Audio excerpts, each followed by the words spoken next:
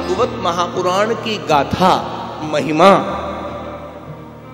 अभी अभी हम मलूक पीठ महाराष्ट्र के वाणी से सुन रहे थे,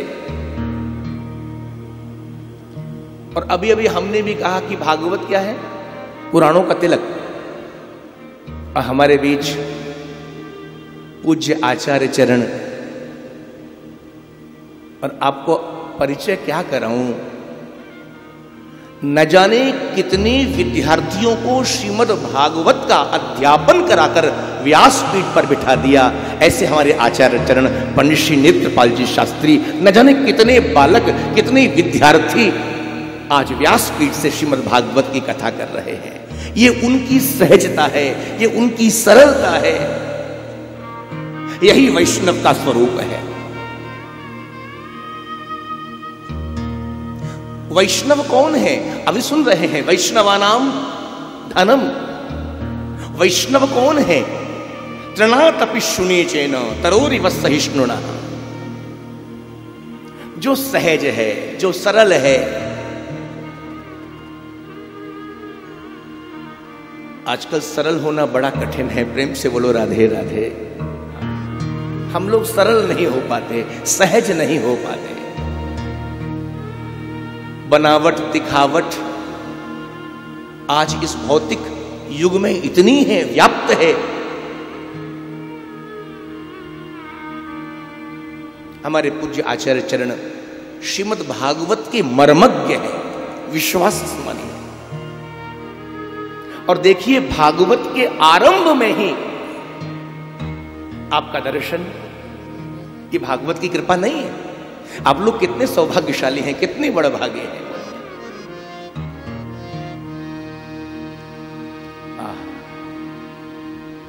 श्रीमद् भागवतम पुराण तिलकम यत वैष्णवानां धनम।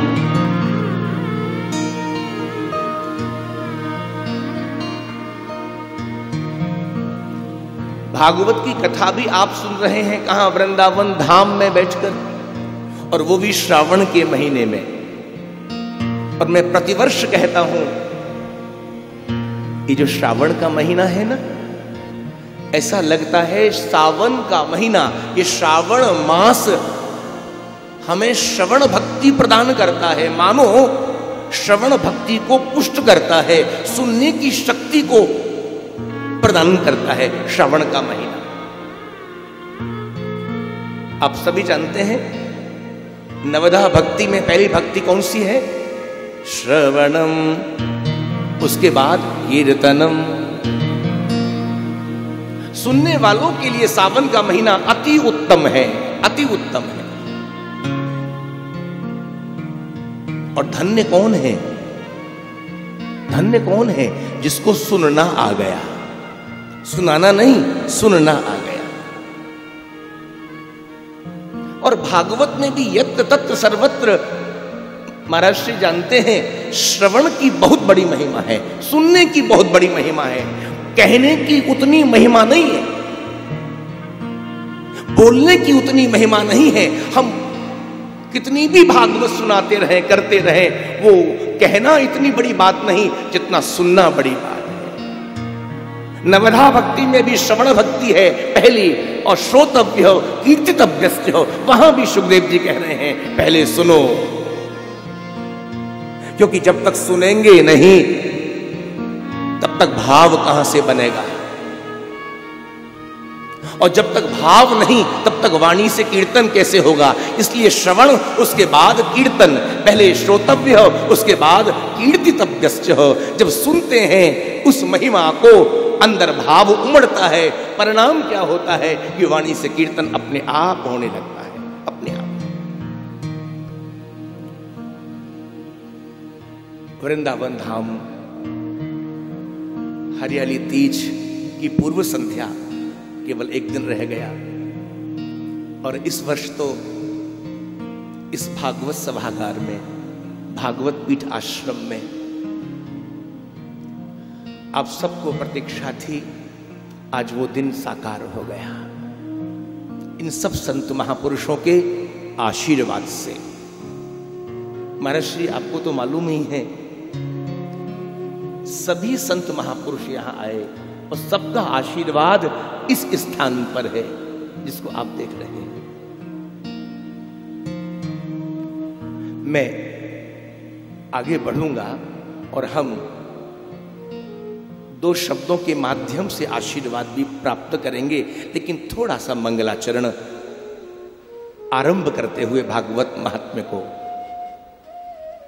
सच्चिदानंद रूपाय विश्वोत्पत्त्यादि हेतवे तापत्रय विनाशाय श्रीकृष्णाय वयं नुमः। नैमिषे सूतमासीनमविवाद्य महामतिं कथामृतरसास्वाद कुशलशौनको ब्रवीत्।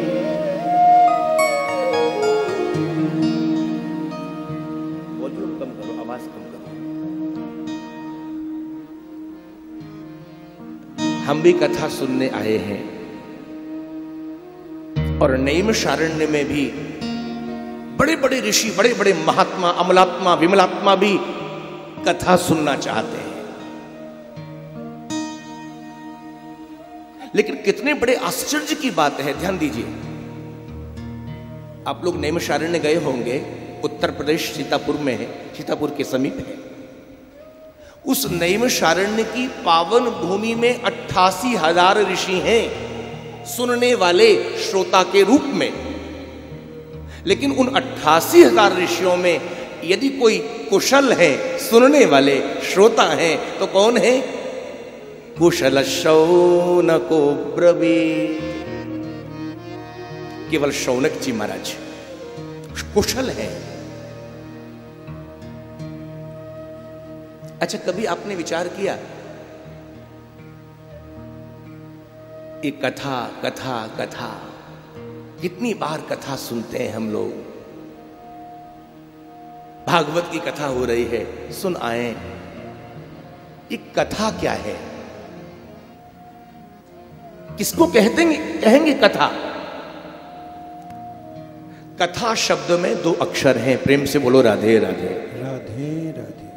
क, दूसरा था। कथा से तात्पर्य है कि रसे स्थितिं करोति, जो हमें रस में स्थित कर दे, अवस्थित कर दे, ओतप्रोत कर दे, निमग्न कर दे, उसका नाम है कथा। अब डॉक्टर साहब पूछ लेंगे, महाराज जी कौन से रस में डुबो दे? वो रस क्या है? वो कौन सा रस है?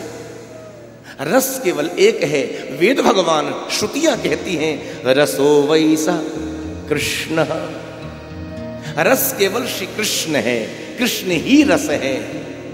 श्री कृष्ण के नाम में, कृष्ण की लीलाओं में, कृष्ण के रूप में और कृष्ण के धाम वृंदावन में जो हमें डुबो दे, ओतप्रोत कर दे, निमग्न कर दे, उसका नाम है कथा। कृष्ण रस है। महर्षि राम भक्त, अब एक है कृष्ण भक्त, एक है राम भक्त। राम भक्त वाले प्रश्न कर देते हैं, महाराज आपने कहा कृष्ण रस है, तो क्या हमारे राम जी रस नहीं है? क्या राम जी रस नहीं है? हमने कहा नहीं, कृष्ण भी रस है, श्री राम भी रस है, लेकिन कृष्ण रस में और राम रस में थोड़ा सा अंतर है, ज्यादा नहीं, थोड़ा सा अंतर। आप लोग पूछेंगे अंतर क्या है कृष्ण रस में और राम रस में? बोले राम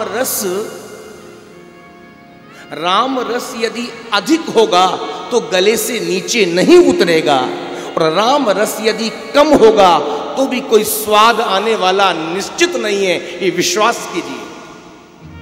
पर आप सब समझ गए होंगे इस संकेत को, नहीं समझे? बॉम्बे वाले नहीं समझे अभी। अरे जो भोजन आप पाने जा रहे हो, भोजन के थाल में, उस भाजी में यदि राम रस अधिक है तो गले से नीचे नहीं, समझ गए, और कम है तो भी स्वाद नहीं। अरे थोड़ा राम रस कम है, थोड़ा लेकर आओ ना। तो अधिक है तो भी नहीं, कम है तो भी नहीं, इसका मायने बोले राम रस की सीमा है, राम रस की अपनी एक मर्यादा है। लेकिन कृष्ण रस, बोले कृष्ण रस तो ऐसा है महाराज कि उतरा सागर में जो, उसको मोती मिले, खोज की जिसकी जिसने उसे पा लिया। डूबते जाओ, डूबते जाओ, डूबते जाओ, जो जो जो जो उतना ही बढ़ता ही चला जाएगा, उतना ही आनंद, उतना ही रस। राम रस की मर्यादा है, लेकिन कृष्ण रस की कैसी मर्यादा। इसलिए ये लीला पुरुषोत्तम है और वो मर्यादा पुरुषोत्तम है। कृष्ण रस में जो अवस्थित कर दे। कथा, और देखो एक सीधी बात कह दूं, बहुत कठिन बात नहीं।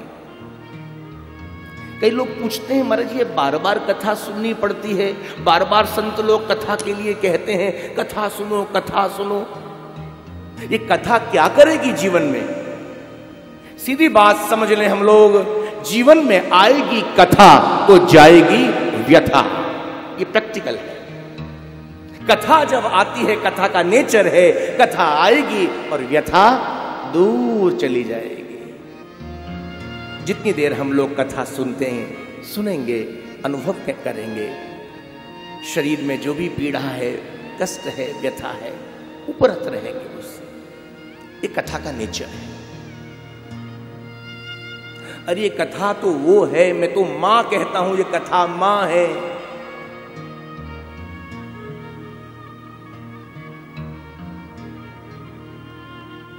देवियां ध्यान दें, रसोई घर में यदि कोई बर्तन है और वो गंदा है, दूषित है, किसी अन्य व्यंजन के लिए उपयुक्त नहीं होता, क्या करें? अब इतने में उसी रसोई घर में एक सेविका आती है, एक दासी आती है, और वो दासी क्या करती है? वो गंदे उस कढ़ाई को, उस बर्तन को उठाती है, ले जाकर उसको मांजती है, धोती है, पोंछती है, और उस गंदी कढ़ाई को, बर्तन को चूल्हे पर स्थापित कर देती है। वही दूषित गंदी कढ़ाई अन्य व्यंजन के लिए उपयुक्त हो जाती है। तद्रूप ये कथा मां क्या करती है? बोले जब कानों के मार्ग से अंदर प्रवेश करती है हृदय में, तो हृदय में रहने वाली जितनी कालिमाएं हैं, जितने दोष हैं, जितने भी व्यसन हैं, जितनी भी वासनाएं हैं, सबको धोती है, पोंछती है, मांजती है, और इस अंतःकरण को निर्मल बनाकर ये कथा मां अपनी गोद में उठाकर निकुंज में किशोरी राधा रानी की गोद में ले जाकर डाल देती है। अब यह जीव नित्य शुद्ध बुद्ध हो गया। लो किशोरी जी, ये आप इसको संभालो, संभालो। ये कथा मां है। कथामृत रसास्वाद कुशल शौनको ब्रवी। अमृत है, आगे सुनेंगे। गोपियों ने तो यही कहा ना,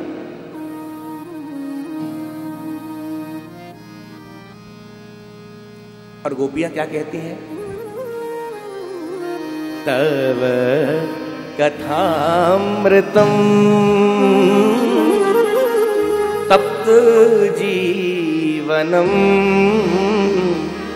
कवि विरीडितम कल्मषापहम श्रवणमंगलम श्रीमदाततं भुवि गृह्णन्ति ते भूरिदा जना तव कथामृतम्। ब्रज की ब्रजसी मंतनी, ब्रजांगनाएं, ब्रज गोपियां इसी धाम वृंदावन में कृष्ण की विरह में व्याकुल होकर कृष्ण अन्वेषण करते हुए गोपी गीत गाते हुए उस कथा की महिमा को कहती हैं। ये कथा आपकी अमृतमयी है, लेकिन अमृतमयी होगी किसके लिए? जो सुनने आए हैं उनके लिए। और गोपियों ने व्यंग भी किया यहां पर, तब कथामृतम, ये अमृतमयी तो है, लेकिन कई बार गोविंद ये आपकी कथा मरणकारी बन जाती है। देखो ना, हमारे लिए बन गई। हम सब देह सुध को, गेह सुध को भुला करके आपकी शरण में आई आपकी कथा सुनने के लिए, और आप दूर चले गए। तो ये आपकी कथा हमारे लिए अमृतमयी नहीं होगी, उन भक्तों के लिए, हमारे लिए तो मरणकारी बन गई। मृतम और अमृतम,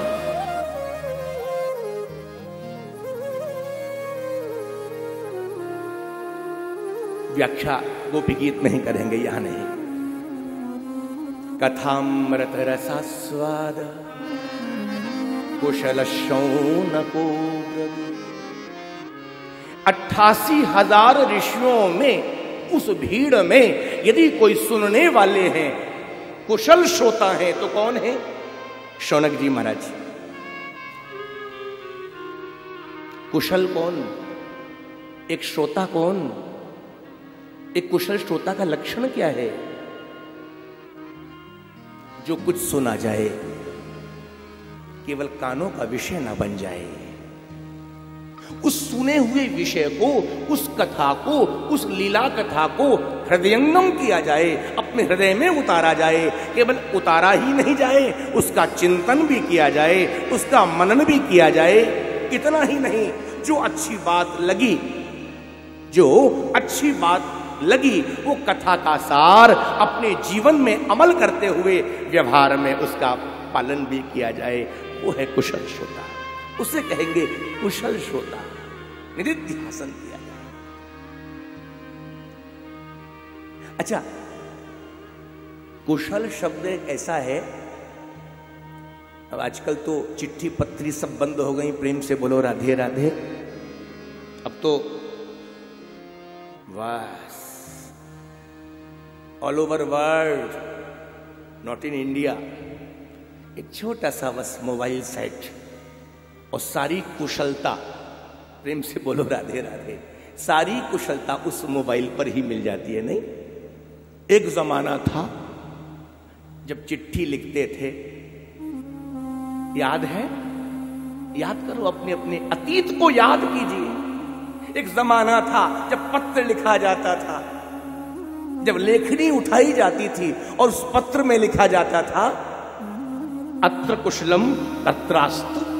संस्कृत में कहा अत्र कुशलम तत्रास्तु, हम यहां सब कुशल हैं, आप वहां भी कुशल मंगल होंगे। बराबर। ये पत्र की पहली पंक्ति हुआ करती थी एक जमाने में, अब सब बंद हो गया। कभी आपने विचार किया, ये जो कुशलता हम आदान प्रदान करते हैं, कुशलता लेते हैं, ये कुशल है क्या? किसको कहेंगे कुशल? अरे कुशल शब्द का मैं जहां तक समझता हूं, हमारे पूज्य आचार्य चरण शास्त्री जी व्याकरण के बहुत बड़े विद्वान हैं, ये कुशल शब्द की अद्भुत व्युत्पत्ति कर सकते हैं, करेंगे। कुशल कहते हैं कुशम लातीति कुशला, जो कुशा लाने में समर्थ है। प्रेम से बोलो राधे राधे। जो कुशा लाने में समर्थ है वो कौन है? बोलो ना, कुशल। यदि मैं आपसे कहूं जंगल में कुशा है, एक कुशोत्पाटिनी अमावस्या आती है, हाँ, जिस दिन विद्वान कुशा तोड़